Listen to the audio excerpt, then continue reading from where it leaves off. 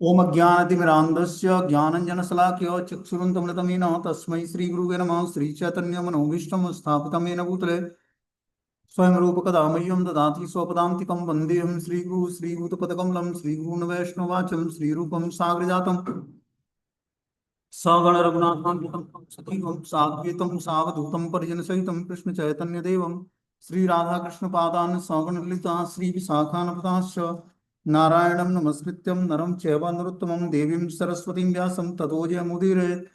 सुनवतां स्वकथा कृष्णा पुण्यश्रवणकीर्तनं हृदयन्तस्तु हि भद्राणि विघ्नोति सुरसताम् नष्टप्रायेषु भद्रेषु नित्यं भागवत सेव्या भगवती उत्तम श्लोके भक्तिर्भवति नैष्टिकी तदा रजस्तमो भावः कामलोभादयश्चेत् चेत एतेन निरावृद्धं स्थित शक्ति प्रसिद्धति एवं प्रसन्न मनसो भगवद्भक्ति योगता भगवत तत्व विज्ञान मुक्त संगस्य जायते विद्यन्ते हृदयं ग्रंथि छिद्यन्ते सर्वसंशयं क्षीयन्ते चास्य कर्माणि दृष्ट्वा एवात्मनीश्वरे धर्म प्रोजितो कैटभ्यो अनत्रो परमो निर्वस्त्राणां सतां वेद्यं वास्त्रमत्र वस्तु शिवदं तापत्रयोन्मूलनं श्रीमद्भागवतं महामुनिकृतं किमुमापरेरीश्वरं सङ्घोरुध्यति पृथिवी सुतक्षणात् निगम कल्पतरु गलितं फलं सुखमुखाद्रविमोत सन्निहितं पिबत भागवतं रसमालयं मूढको रसिका भूमिभावुकः सच्चिदानन्दरूपाय विस्तृतोत्पत्तिहेतवे तापत्रय विनाशाय श्रीकृष्णाय वयं नमः। संसार सागरे मुक्तं दीनं मा करुणानिधि कर्मग्राह वृत्तांगं मामुद्धव भवान्वात् श्रीमद्भागवतम् आख्यानं प्रत्यक्षं कृष्णैः स्वीकृतोऽस्म्यानार्थं मुक्तार्थो भवसागरम् भव भवे यथा भक्ति पादविस्तु जायते तथा कुरुष्व देवस्य नाथस्थो नो यतं प्रभु नाम संकीर्तनं यस्य सर्वपाप प्रणाशनं प्रणामो दुःखशमनं तं नमामि हरिपरम् आराध्यो भगवान् ब्रजेस्तन्यो तद्धाम वृन्दावनं रम्या काचिदुपासना वृद्धदूवर्गेण या कल्पिता श्रीमद्भागवतं प्रमाण अम्लं प्रेमोपमार्थो महान् श्रीचैतन्य महाप्रभु मतमिदं तत्रादरुणापर हे कृष्ण करुणा सिंधु दीनबंधु जगत्पते गोपेश गोपिका कांत राधा कांत नमस्तुते तप्त कांचन गौरांगे श्री राधे वृंदावनेश्वरी वृषभानु सुते देवी प्रणमामि हरिप्रिय वाञ्छाकल्पतरुवृक्षा कृपा सिन्धुभ्यो च पतितानां पावनेभ्यो वैष्णवेभ्यो नमः। जय श्री कृष्ण चैतन्य प्रभु नित्यानंद श्री अद्वैत गदाधर श्रीवासादि श्री गौर भक्तवृंद हरे कृष्णा कृष्ण कृष्णा हरे हरे हरे राम राम राम हरे हरे। इसमें आज हम लोग को श्रीमद् भागवतम स्कंद संख्या 6 अध्याय संख्या 1 और श्लोक संख्या 41 नंबर पढ़ना है। बोलते हैं, ये न स्वधाम न यमी भाव रज सत्वम तमोमया गुण नाम क्रिया रूपे विभाव्यन्ते यथा तथम। समस्त कारणों के परम कारण रूप नारायण आध्यात्मिक जगत में अपने धाम में स्थित हैं तथा वे भौतिक प्रकृति के तीन गुणों सतो रजो और तमो गुण के अनुसार संपूर्ण विराट जगत का नियंत्रण करते हैं।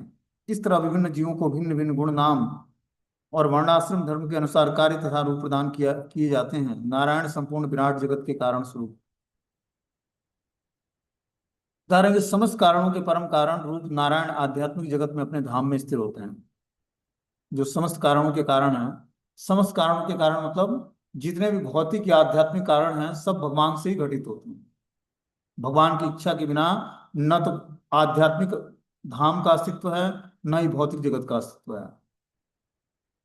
बोलते हैं, तथापि वे भौतिक प्रकृति के तीन गुणों सतो रजो और तमो गुण के अनुसार संपूर्ण विराट जगत का नियंत्रण करते हैं। भगवान तीन गुणों को क्या करते हैं, तीन गुणों के द्वारा पूरे संपूर्ण जगत को नियंत्रित करते हैं। लेकिन जब जीवात्मा इस तीन गुणों से ऊपर उठ जाता है तब वो डायरेक्टली भगवान के संरक्षण में आ जाता है। भगवान जैसे दैवी गुण उसके अंदर भी आ जाते हैं। अब दैवी गुण आने से भगवान नहीं बनेगा, वो होगा भक्त ही भगवान का या जीवात्मा ही। लेकिन क्या है, भगवान के अंदर वो गुण जो है इनफाइनाइट मात्रा में होता है। भक्त उस गुणों को सूक्ष्म मात्रा में धारण करके और भगवान जैसा ही कुछ मतलब भगवान जैसा ही ऐश्वर्य या भगवान जैसा ही कुछ, भगवान जैसा तो नहीं, भगवान पूर्ण है और जीवात्मा अंश मात्र है। तो जो गुण भगवान में है वो अंश मात्र जीवात्मा में आ जाता है तो वो भी पूजनीय बन जाता है। बोलते हैं, इस तरह विभिन्न जीवों के भिन्न भिन्न गुण नाम वर्णाश्रम धर्म के अनुसार कार्य करना रूप प्रदान किए जाते हैं। तो भगवान ही क्या करते हैं, अलग अलग जीवों को उसके जीवों के भिन्न भिन्न गुण के अनुसार नाम यथा ब्राह्मण क्षत्रिय वैश्य वर्णाश्रम धर्म के अनुसार कार्य तथा रूप प्रदान करते हैं। आप देखोगे रूप जो होता है भगवान, जो व्यक्ति की सुंदरता होती है या रूप होता है वो भी उसके वर्ण पे डिपेंड करता है कि वो किस वर्ण का है, ब्राह्मण है कि क्षत्रिय है कि वैश्य है कि शूद्र है। उसकी बुद्धि भी उसी प्रकार होती है जिस वर्ण का होता है। लेकिन वो तो गवर्नमेंट ने क्या किया है कि नीच जाति को, जो नीचे कैटेगरी के लोग हैं, उनको डिस्काउंट देकर उनको ऊपर उठाने का प्रयास किया। लेकिन भगवान के द्वारा जो वर्णाश्रम बनाया गया है, ब्राह्मण क्षत्रिय वैश्य और शूद्र, तो वो वर्णाश्रम जो है दैवी वर्णाश्रम कहलाता है। लेकिन इस भौतिक संसार में हम देखते हैं कि वर्णाश्रम धर्म के अनुसार जो है शूद्र के अंदर ब्राह्मण को काम करने के लिए रखा जाता है। तो क्या है, ये वर्णाश्रम जो है भौतिकतावादी लोगों के द्वारा बनाया जाता है। हम देखते हैं कि भौतिक संसार में किसी को जॉब चाहिए तो हायर पोस्ट पे पहले उसको शूद्रों के लिए रिबेट दिया हुआ है, गवर्नमेंट ने छूट दिया हुआ है। लेकिन भगवान ने वर्णाश्रम जो बनाया उसमें ब्राह्मण क्षत्रिय वैश्य और शूद्र के अलग अलग कैटेगरी करा और अलग अलग कार्य बताया। उस प्रकार उसको कार्य और रूप प्रदान करते हैं भगवान। नारायण संपूर्ण विराट जगत के कारण स्वरूप हैं। बोलते हैं तात्पर्य में कि वेद हमें सूचित करते हैं कि न तस्य कार्य करणम च विद्यते, न तत्समासाभ्य अधिकस्य दृश्यते, परास्य शक्ति विविधेव सूयते, स्वाभाविकी ज्ञान बल क्रिया च। पूर्ण पुरुषोत्तम भगवान नारायण सर्वशक्तिमान हैं, उनकी शक्तियां विविध हैं, अतएव वे अपने धाम में बने रहने में समर्थ हैं और बिना प्रयत्न के वे तीन गुणों सतो रजो और तमो गुण की अन्योन्य क्रिया के माध्यम से संपूर्ण विराट जगत का अधीक्षण और संचालन करते हैं। भगवान तीन गुणों से क्या करते हैं, सब जीवात्माओं को कंट्रोल करते हैं। कैसे कंट्रोल करते हैं? जैसे मान लो कि कोई व्यक्ति उदंड है, तो उसको तमोगुण से भगवान कंट्रोल करते हैं। उसको भरपूर सोने के लिए कृपा कर देंगे। कोई राजसी व्यक्ति है तो उसको भी भगवान तमोगुण देकर उसको भी सुला देते हैं। जो सात्विक व्यक्ति है उसको भगवान अपनी भक्ति में आगे बढ़ाने के लिए उसको क्या करते हैं, एक मार्ग प्रशस्त करते हैं।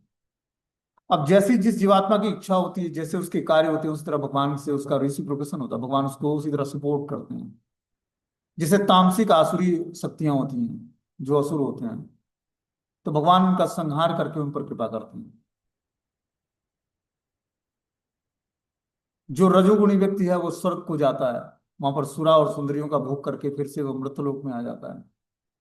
लेकिन जो सात्विक व्यक्ति है उसको भगवान अपनी भक्ति प्रदान करके उसको सतो गुण की स्थिति में उठाकर शुद्ध सत्व के प्लेटफॉर्म पर वासुदेव पद को प्राप्त करके भगवान वासुदेव को जानने लगता है।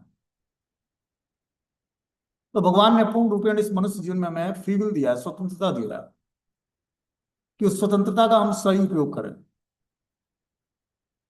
जितना ही हम इस भौतिक संसार में भोग करने का प्रयास करेंगे और भक्ति से, भक्तों से, गुरुजनों से दूर रहना चाहेंगे, उतना ही माया हमें क्या करेगी, प्रताड़ित करेगी और भौतिक संसार में ऐसे बांध लेगी कि हम जन्म जन्मांतर उस बंधन से छूट नहीं पाएंगे। जब तक हम प्रॉपर सुन रहे हैं क्लास या जपा ठीक से कर रहे हैं, गुरु के आदेश का पालन कर रहे हैं, तब तक हमारी भक्ति फर्स्ट क्लास चलेगी। और आपको बताऊं कि भक्ति ही नहीं चलेगी, हमारा भौतिक जीवन भी बहुत ही सुखमय चलेगा।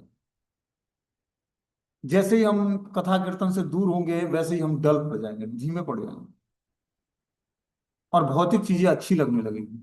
जिस चीजों को त्याग कर हमने भगवान की भक्ति को स्वीकार किया, वही चीजें हमें फिर से अच्छी लगने लगेंगी। इसीलिए तपस्या करनी है। क्या तपस्या करनी है? कि हम रेगुलर बेसिस अच्छे से भगवान का नाम जप कर सकें, अच्छे से भगवान के ग्रंथों को पढ़ सकें, अच्छे से भगवान की कथाओं को सुन सकें। इसके लिए हमें तपस्या करनी है। कलयुग में और कोई तपस्या नहीं है। इसी तपस्या को अगर हम पूरे जीवन भर मेंटेन करके रखते हैं तो क्या होगा, हमारी भक्ति दिन पर दिन बढ़ती जाएगी और हमारी चेतना उत्कृष्ट बनती जाएगी। धीरे धीरे हम आध्यात्मिक और भौतिक जीवन में बैलेंस, अब ऐसा नहीं कि भक्तों का जीवन आध्यात्मिक भौतिक जीवन उसका सुखमय नहीं होता है, ऐसा नहीं है। भगवान उसको सब कुछ प्रदान करते हैं। जिस नारायण के चरणों में लाखों लक्ष्मियां काम करती हैं, क्या उस भक्त को भगवान लक्ष्मी प्रदान नहीं करेंगे? उसकी हर एक आवश्यकताओं को भगवान क्या करते हैं, प्रदान करते हैं। और आपने सोचा भी नहीं होगा कि भगवान मुझे ये देने वाले हैं, चाहे भौतिक संपदा या आध्यात्मिक संपदा, वो चीजें भगवान अपने भक्तों को प्रदान करते हैं। नेम फेम पोजीशन सब कुछ मिलेगा, लेकिन क्या करना पड़ेगा, उसका गलत उपयोग नहीं करना पड़ेगा। उसका हर जगह, हम भौतिक संसार में भी अगर जो हमें नेम मिलता है, प्रसिद्धि मिलती है या पोजीशन मिलता है, तो उसका गलत उपयोग नहीं करना है। आप वहां पर भी भक्त हो। ऐसा नहीं कि बस भक्तों के समाज में भक्त हैं और भौतिक संसार में हम भक्त नहीं हैं। मान लो कि किसी को हायर पोस्ट मिल जाता है किसी ऑफिस कार्यालय में कार्य करते समय, तो उसका मिसयूज नहीं करना है, लोगों को प्रताड़ित करने में नहीं करना है। उसको अच्छे तरीके से वो कार्य कैसे कर सके जिससे ऑफिस कार्यालय का ग्रोथ हो सके, उस तरह से उस वो ज्ञान का या उस विद्वत्ता का या उस क्वालिफिकेशन का यूज करना है। और रजोगुण को शांत रखना है। भौतिक संसार में हम बहुत ही उग्र व्यवहार करते हैं, ठीक है ना। तो उस रजोगुण को शांत करके हमें सतोगुण की वृत्ति धारण करनी है कार्य क्षेत्र में भी। जहां पर हम कार्य करते हैं वहां पर भी हमारा व्यवहार बहुत ही सुटेबल होना चाहिए। जो कपटी व्यवहार करने वाला व्यक्ति है, उससे जान जाए तो उससे किनारे रहें। अपने आचरण को बिल्कुल शुद्ध रखना है, क्योंकि वही आपका एग्जाम है। भौतिक संसार में भी हम भौतिकतावादी लोगों से मिलते हैं, जाते हैं, चाहे जो भी करते हैं, या कार्य क्षेत्र में जाते हैं, कार्य करते हैं, वहां भी बहुत सारे लोग मिलते हैं हमें। वही आपका एग्जाम है, हर व्यक्ति आपका एग्जाम ले रहा है इस भौतिक संसार में। आप आध्यात्मिक पाथ पर, सही पाथ पर लगे हो, तो आपको ये जानना होगा कि हर एक व्यक्ति हमारा एग्जामिनर है। वो हमारा टेस्ट कर रहा है, और आत्मा में हृदय में बैठे परमात्मा उस चीजों को सैंक्शन करते जा रहा है। इसीलिए आपका आचरण बाहर भी बहुत ही पवित्र होना चाहिए। आपकी हर एक एक्टिविटी दूसरे के कल्याण के लिए होनी चाहिए, न कि अपने स्वार्थ के लिए। अपना स्वार्थ जिसमें है उसको भगवान से जोड़ देना है। मान लो हम कार्य करते हैं, कुछ धन मिलता है हमें, तो उसको भगवान से जोड़ देना कि वो कार्य करके जो हमें धन प्राप्त हो रहा है वो भगवान की सेवा में लगानी, इस भाव से करनी है। न कि अपने भूख की, अब सैलरी मिलेगी तो मुझे ड्रेस लेना है, या अच्छे भोजन करने हैं, या मॉल्स घूमने जाना, इस भावना से नहीं, भगवान की सेवा में उसको लगानी है। मतलब अपनी चेतना को हमें संभालना है और कुछ नहीं करना है। आध्यात्मिक जीवन में हमें अपनी चेतना को संभाल कर हमेशा कृष्ण में लगाए रखना है। यही कृष्ण भावनामृत का रास्ता है।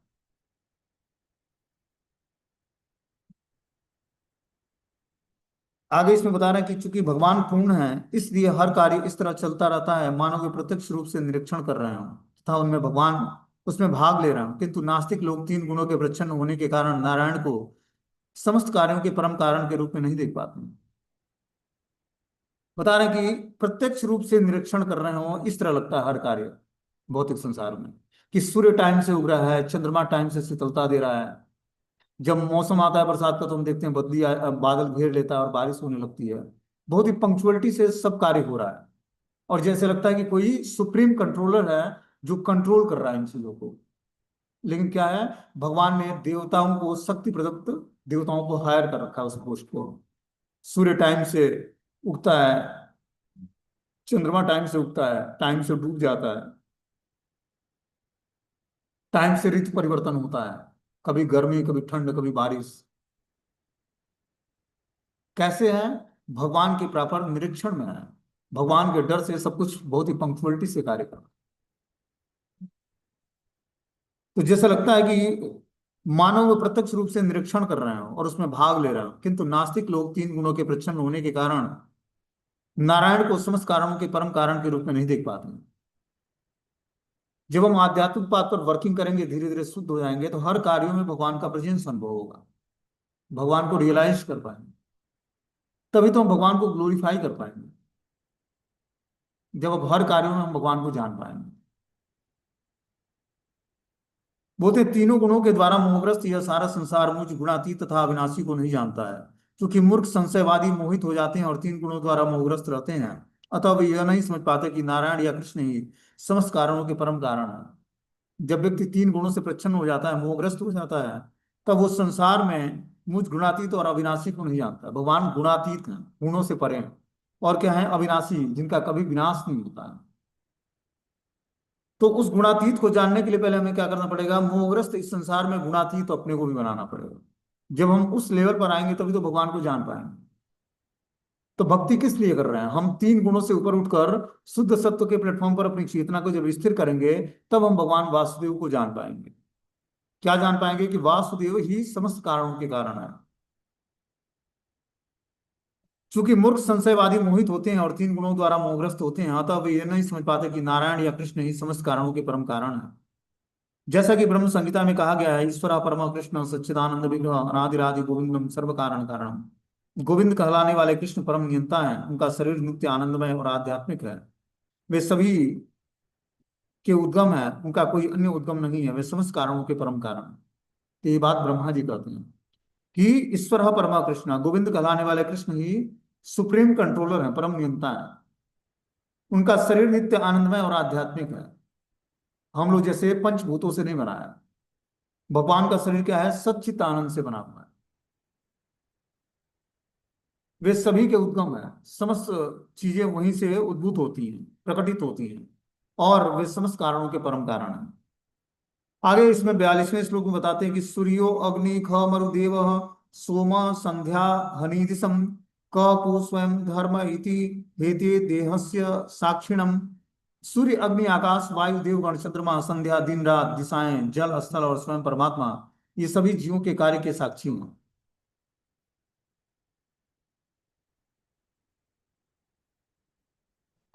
13 वस्तुएं हैं, 13 जो तत्व हैं, भगवान की शक्तियां हैं, ये आपके हर कार्यों के गवाह हैं।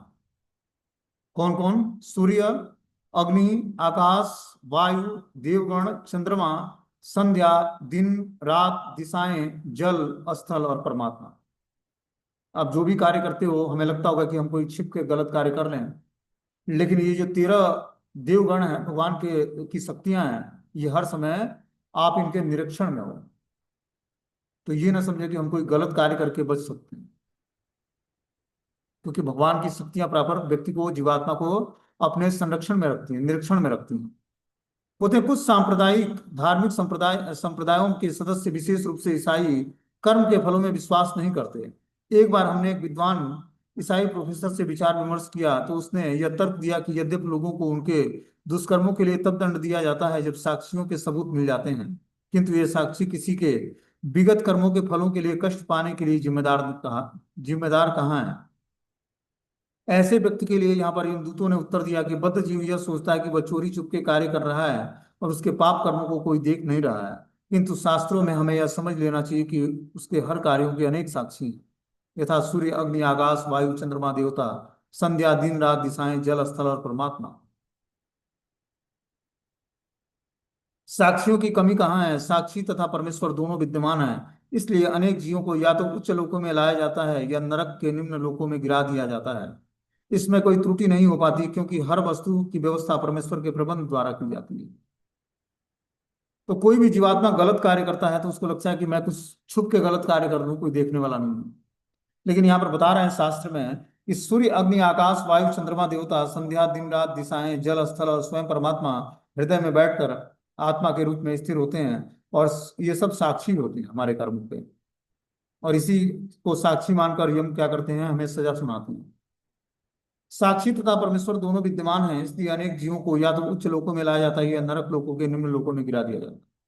उसके कार्यों के साक्षी उसको सैंक्शन करते हैं, उसी हिसाब से उसको कभी नरक की प्राप्ति होती है और कभी उच्च लोकों की प्राप्ति होती है।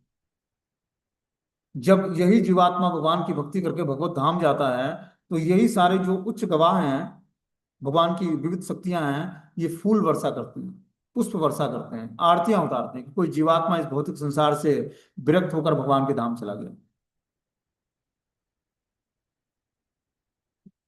जैसे मान लो कि कोई, हम एग्जाम देते हैं और बहुत सारे एग्जामिनर बैठे हुए हैं, सब क्वेश्चन एक एक पूछते हैं। जैसे आईएएस पीसीएस के एग्जामों में क्या होता है कि जब इंटरव्यू रिटन एग्जाम हो जाता है, फिर इंटरव्यू होता है। इंटरव्यू में जब वो जाता है तो अंदर की तरफ बहुत सारे लोग बैठे होते हैं क्वेश्चंस पूछने के लिए उससे।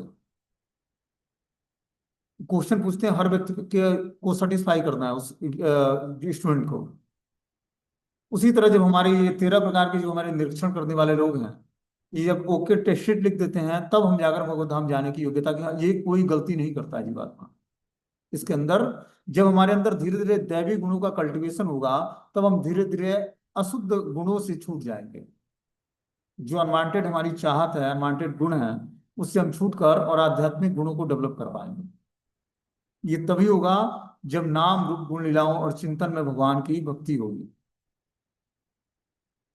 तभी हम धीरे धीरे आध्यात्मिक गुणों को डेवलप कर पाएंगे। आध्यात्मिक गुण मतलब जो गुण भगवान में है वो गुण जीवात्मा में भी आने लगते हैं।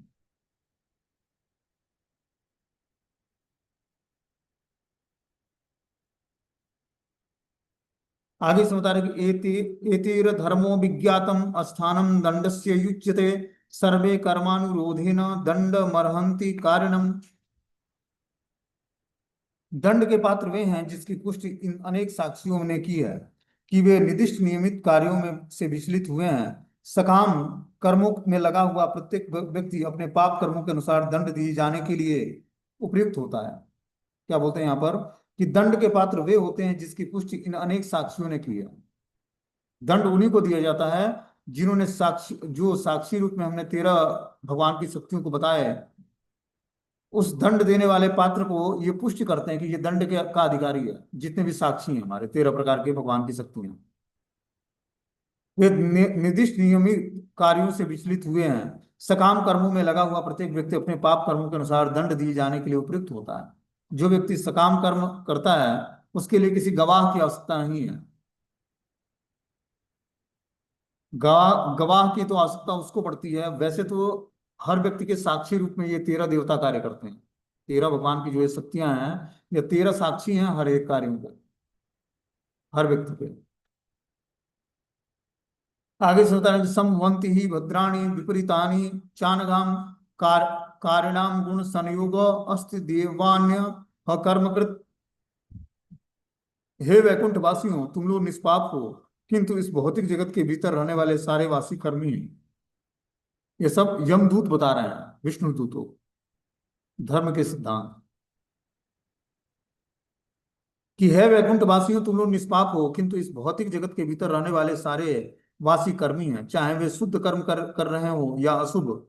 ये दोनों प्रकार के कर्म उनके लिए संभव है क्योंकि वे प्रकृति के 3 गुणों द्वारा कलुषित रहते हैं और उन्हें तद अनुसार कर्म करना पड़ता है। जिससे भी भौतिक शरीर अपनाया है वह निष्क्रिय नहीं हो सकता और प्रकृति के 3 गुणों के अधीन कर्म करने वाले के लिए पाप कर्म से बच पाना असंभव है। इसलिए इस जगत में सारे जीव दंडनीय हैं। देख लो क्या बता रहे हैं कि भौतिक संसार में व्यक्ति 3 गुणों के अधीन जो कार्य करता है वो निश्चित रूप से पाप कर्म करेगा और पाप कर्मों से बच पाना उसके लिए असंभव है। इसलिए इस जगत में सारे जीव दंडनीय हैं, सभी दंड के भागी होते हैं। बोलते हैं हे वैकुंठ वासियों, तुम लोग निष्पाप हो किंतु इस भौतिक जगत के भीतर रहने वाला हर एक वासी कर्मी है। वो कर्म करता है, चाहे वह शुभ कर्म क्यों करे या अशुभ। ये दोनों प्रकार के कर्म उसके लिए संभव संभव है क्योंकि वह प्रकृति के 3 गुणों द्वारा कलुषित रहता है। वो शुभ कार्य करे या अशुभ कार्य करे, उसमें तीनों गुणों के द्वारा वो गुण वो कर्म जो है कलुषित होता है उसका। इस कारण से वो उसमें त्रुटियां करता है, धोखा देता है, अपूर्ण इंद्रियां होती हैं और मोहग्रस्त होता है और इस कारण से वो बद्ध जीवन में होता है। ऐसा व्यक्ति निश्चित रूप से त्रुटि करेगा जो 3 गुणों के अधीन होकर कार्य करता है। इसीलिए आध्यात्मिक पाथ पर जब हम वर्किंग करना शुरू करते हैं तो 3 गुणों से धीरे धीरे ऊपर उठते हैं और 3 गुणों से जब हम ऊपर उठेंगे तभी जाकर हम आध्यात्मिक चीजों को समझने की योग्यता आएगी और धीरे धीरे समस्त पाप कर्मों से हम छूट जाएंगे। बोलते हैं मनुष्यों तथा मनुष्यतर प्राणियों में यही अंतर है कि मनुष्य से अपेक्षा की जाती है कि वह वेदों के आदेश के अनुसार कर्म करे। दुर्भाग्यवश मनुष्य वेदों की परवाह न करके कर्म की अपनी शैली गढ़ लेता है। इसलिए वे सभी लोग पाप कर्म करते हैं और दंडनीय हैं। बता रहे मनुष्य तथा मनुष्यतर प्राणियों में यही अंतर है कि मनुष्य जो है से अपेक्षा की जाती है कि वेदों के आदेशों का पालन करेगा, कि मनुष्य जो है वेदों के आदेशों का पालन करके उस हिसाब से अपने जीवन को ऑपरेट करेगा तब जाकर धीरे धीरे पाप कर्मों से छूट पाएगा। दुर्भाग्यवश मनुष्य वेदों की परवाह न करके कर्म की अपनी शैली गढ़ लेता है। हर व्यक्ति का अपने जीवन जीने का अपना तरीका है। बोलते हैं मैं अपने जीवन को अपने हिसाब से जीऊंगा। न माता पिता का गाइडेंस होता है, न किसी गुरु का होता है, न शास्त्रों का होता है। तो हर व्यक्ति स्वतंत्र जीना चाहता है। बस कुछ पढ़ाई लिखाई कर लेनी है, जॉब करनी है और इंद्रिय भोग की सारी सुविधाएं इकट्ठी करनी है। यही हर एक व्यक्ति के जीवन का उद्देश्य है। यही माता पिता भी करते हैं और ये बच्चे भी करते हैं। माता पिता भी इंगेज हैं उसी कार्यों में। वो भी बाहर जाकर दोनों हस्बैंड वाइफ काम करते हैं। उनका भी अलग अलग लोगों से बातचीत होता है और पति पत्नी का आपस में कोई मधुर संबंध होता नहीं और बच्चे भी उसी मार्ग पर चलते हैं क्योंकि आपस में मिलना मिलाना नहीं होता एक दूसरे का। और इस कारण से क्या होता है, पूरा संसार जो है करप्ट, गलत रास्ते पर चला जाता है। जब तक भगवान सेंटर में नहीं होंगे पारिवारिक जीवन में कि कृष्ण को प्रसन्न करना है, सब परिवार के सदस्यों का उद्देश्य एक होगा कि कृष्ण की प्रसन्नता के लिए हर कार्य करना है। अब वो घर में माता पिता पति पत्नी हो, बच्चे हों, सबका उद्देश्य क्या है? भगवान को प्रसन्न करना। तब वो घर गृहस्थ आश्रम कहलाता है। जब तक घर के अलग अलग सदस्यों का अलग अलग उद्देश्य है, किसी को बिजनेस में क्लाइंट को प्रसन्न करना है, घर में गृहिणी को अपने पति को प्रसन्न करना है, बच्चे को अपने स्कूल टीचर को प्रसन्न करना है, तब तक उद्देश्य एक नहीं होगा। मतलब वहां पर शिक्षा का अभाव है। कैसी शिक्षा का? आध्यात्मिक शिक्षा का। जब तक सारे का उद्देश्य एक नहीं होगा कि भगवान को प्रसन्न करना है, तब तक घर में जो है सुख शांति और सुकून नहीं आएगा। इसीलिए घर में आध्यात्मिक वातावरण क्रिएट करने के लिए हमें क्या करना पड़ेगा? मिलके घर में संकीर्तन, मिलके घर में सभी लोग प्रसाद खाएं, मिलकर कथा सुने, मिलकर नाम जप करें, मिलकर भगवान के सभी ग्रहों की सेवा करें। तब जाकर घर का वातावरण पूर्ण रूपेण आध्यात्मिक होगा, और वो आश्रम गृहस्थ आश्रम कहलाता है।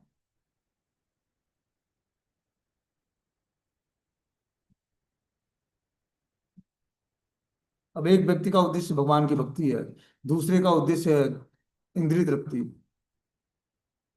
तो वो अपने कार्य में लगा होगा, ये अपने कार्य में लगा होगा।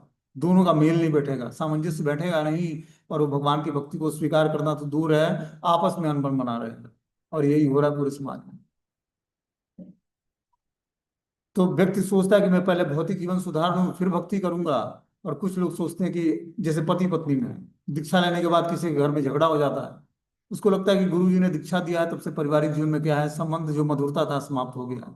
क्योंकि इंद्रिय तृप्ति की वासनाएं धीरे धीरे, जब हम गुरु दीक्षा लेते हैं तो गुरु कृपा करते हैं, हम धीरे धीरे इंद्रिय वासनाओं से दूर हो जाते हैं।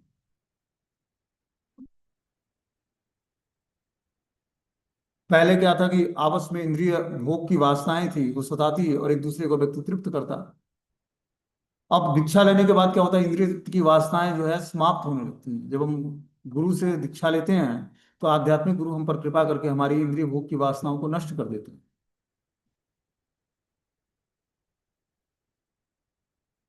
तो उसको उसको ब्लेम वो गुरु पर करता है, अरे गुरु जी ने कृपा किया कि तुम इंद्रिय भोग की वासनाओं से छूट कर और भगवान की तरफ अपना आकर्षण बढ़ाओ। दीक्षा का उद्देश्य क्या है? कि पहले जैसे जीवन जो हमारा नारकीय जीवन था, पशुवत जीवन था, उसी तरह उसी हिसाब से जीवन चलता रहे, तो दीक्षा लेने का फायदा क्या होगा? दीक्षा मतलब अपने अनवांटेड इच्छाओं से छुटकारा प्राप्त करके हमें आध्यात्मिक इच्छा जागृत करनी है।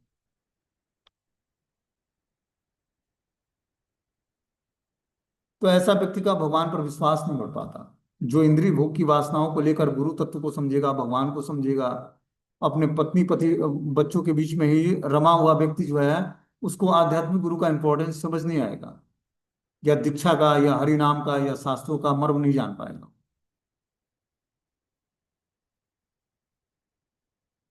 इसको तो समझने के लिए भगवान की कृपा चाहिए।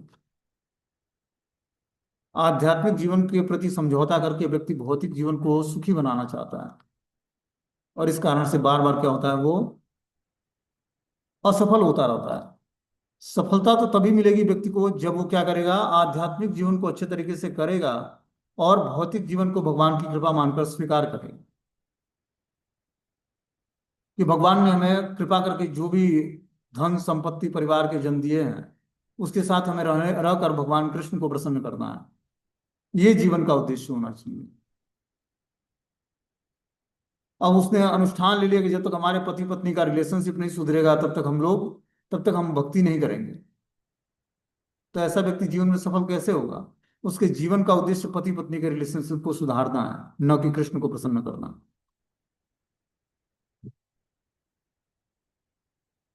तो बहुत कम लोगों को भक्ति के का जो मार्ग है ना, वो समझ आता है। नाम भी जप करेंगे, प्रसाद भी खाएंगे, मंदिर भी जाएंगे, तो सेवाएं भी कर लेंगे, लेकिन भक्ति का उद्देश्य क्या है, वास्तविक उद्देश्य क्या है, गुरु का मूड क्या है, इसको जो बिरला व्यक्ति ही जान पाता है। और धीरे धीरे आध्यात्मिक रास्ते पर चलने के लिए हमें क्या करना पड़ेगा, इंद्रिय तृप्ति की वासनाओं को छोड़ देना पड़ेगा। चाहे वो किसी प्रकार की वासनाएं, खाने की वासना, पहनने की वासना, घूमने की वासना, या फिर इंद्रिय भोग की वासनाएं, जैसी भी वासनाएं हैं, उस वासनाओं को छोड़ेंगे तभी हम भगवान से अपने रिलेशनशिप को बना पाएंगे, तभी हम भगवान की दासता स्वीकार कर पाएंगे। क्योंकि सबसे बड़ी बाधा ही हमारे आध्यात्मिक जीवन में इंद्रिय भोग की जो हमें सुविधाएं वो माया के द्वारा प्रदान की गई हैं, या हमारी इच्छाओं के कारण हमें प्रदान किया गया है, उसी इच्छाओं पर विजय प्राप्त करना है। तभी जीवात्मा भगवान की भक्ति को समझ पाएगा, भगवान को तत्व से जान पाएगा।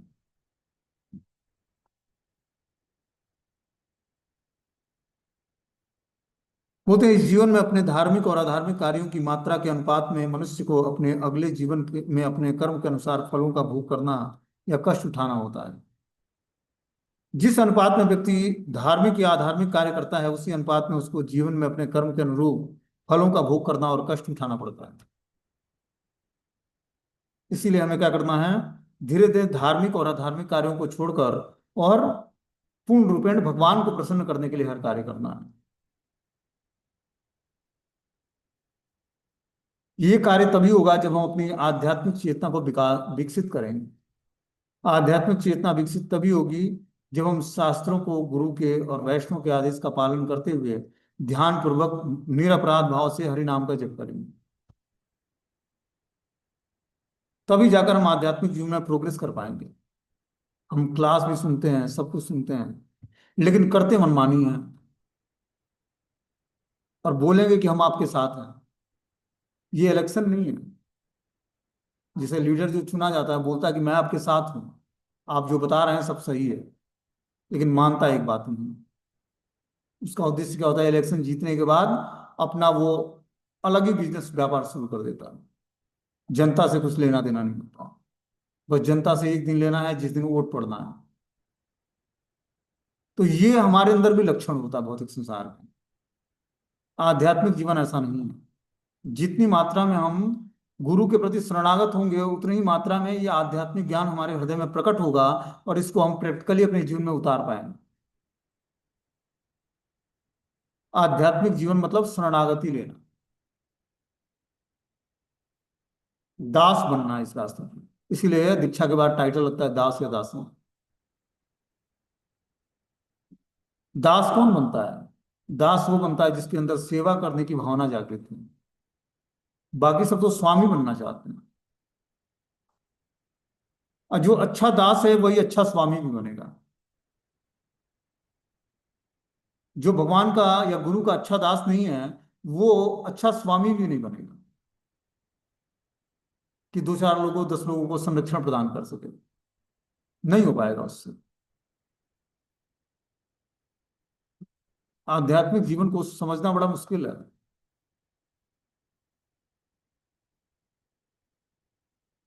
ऐसी चीज गुरु को, बातों को धारण करके अपने जीवन को ऑपरेट करना, अपने जीवन में बदलाव लाना बहुत मुश्किल है। ऊपरी तौर पर हम, आपको पता होना चाहिए कि जो आध्यात्मिक ज्ञान प्रदान करता है, जो आध्यात्मिक दीक्षा प्रदान करता है, वो व्यक्ति के हाव भाव और दशा को देखकर उसकी बातों को पहचान जाता है तो किस लेवल का व्यक्ति है, उसी हिसाब से उससे डीलिंग करता है।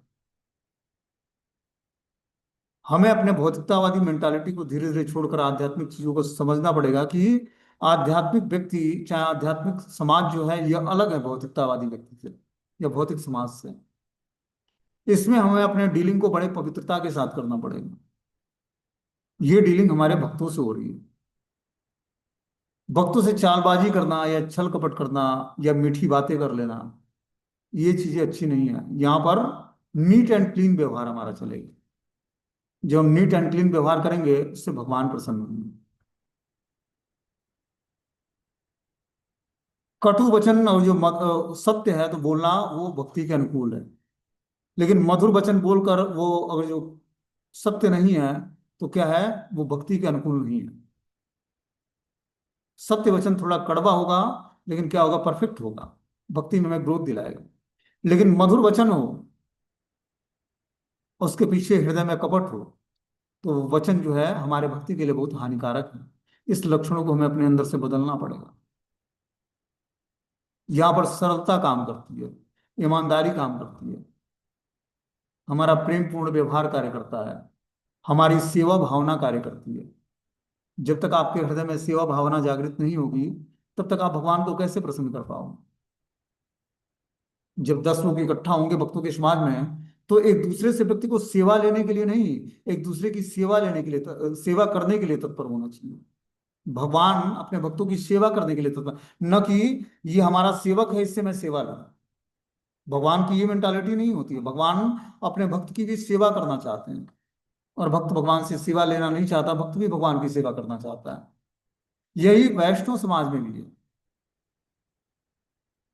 कि जब भक्तों के समाज में होते हैं तो हमें एक दूसरे को प्रसन्न कैसे करना है, इस बात को हमें ध्यान रखना चाहिए कि अगला व्यक्ति हमारे किसी भी बात से हर्ट ना हो।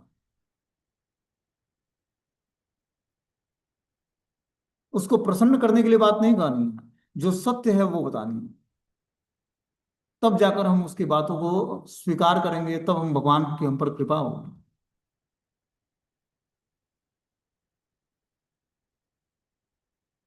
और जो वचन से बोलेंगे वो करेंगे भी। मन वचन और कर्म से भगवान को समर्पित होने का मतलब है कि मन वचन कर्म से गुरु और वैष्णव को समर्पित होना। तब आप भगवान को समर्पित, भगवान का समर्पण इतना जल्दी नहीं होता है। हर व्यक्ति धाम यात्रा कर लेगा, दान दे देगा, लंगर लगवा लेगा, प्याऊ बंटवा लगा देगा, लेकिन नाम संकीर्तन करके मन वचन कर्म से भगवान और भक्तों को समर्पित कर दे अपना जीवन, ये बहुत ही बिरला व्यक्ति कर पाता है। बहुत टफ है ये। यूं ही कोई कृष्ण का दास नहीं बनता है, पहले उसको दासों के दासों का दास बनना पड़ेगा, तब कृष्ण उस पर कृपा करके अपना दास बनाए। क्योंकि दासों के दासों का दास बनेगा तब जाकर वो समझ पाएगा कि भगवान की दासता कैसे स्वीकार करनी है।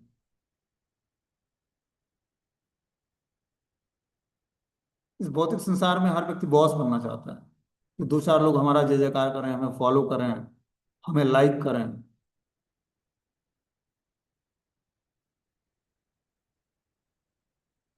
और यहाँ बताया जाता है कि दास बनना है सबका, सबकी सेवा करनी है। तो सेवा भाव जब तक हमारे अंदर जागृत नहीं होगा तब तक हम अच्छे स्वामी भी नहीं बन पाएंगे। क्योंकि स्वामी की भी भावना क्या होती है, दासता की होती है कि मुझे अपने सेवकों की सेवा करना है। आप किसी महाराज से मिलोगे जो दीक्षा प्रदान करते हैं तो उसको ये भाव नहीं कि ये मुझसे दीक्षा लेने आया है तो ये इंफीरियर है, मैं सुपीरियर हूँ, मैं गुरु के पोस्ट में हूँ, ये हमारा शिष्य बनना चाहता है। वो भी आपसे बहुत ही रिस्पेक्टिव भाषा में बात करेंगे।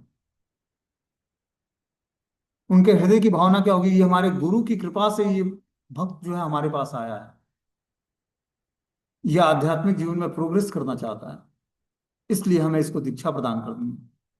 अपने गुरु के बिहाफ पर उन्होंने हमारे पास भेजा है, उनकी कृपा है, हुई है, तब ये मेरे पास आया है। ये होता है एक भक्त जो आचार्य होते हैं, उनका हृदय की स्थिति। वो ये नहीं बोलते अरे ये हमें जानता था इसलिए हमारे पास आ गया कि मैं सबसे बड़ा आचार्य हूं पूरे समाज में। इस ये भावना नहीं होती, सेवा की भावना होती है। तो हमें क्या करना है, सेवा की भावना डेवलप करनी है, तभी हम आध्यात्मिक जीवन में प्रोग्रेस कर पाएंगे। ठीक है।